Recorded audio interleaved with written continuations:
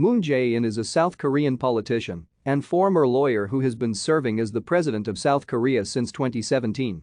Prior to his presidency, he served as senior secretary for civil affairs as well as chief of staff to Roh Moo-hyun, member of the 19th National Assembly and leader of the Democratic Party of Korea. Born to North Korean refugees, Moon was raised in poverty in the southern port city of Busan. He excelled in school and studied law at Kyung-hee University. He became a lawyer and later involved in human rights activism with Roh Moo-hyun. He was imprisoned for organizing a protest against the Yushun constitution. As a result of his work in human rights law, Moon was chosen to be the campaign manager for his longtime mentor Roh Moo-hyun in his successful 2002 presidential bid. He served in Roh's administration in various official capacities. In 2012, Moon was a candidate for the Democratic United Party in the 2012 presidential election, in which he lost narrowly to Park Geun-hye. Park was aided in this election by domestic intelligence services.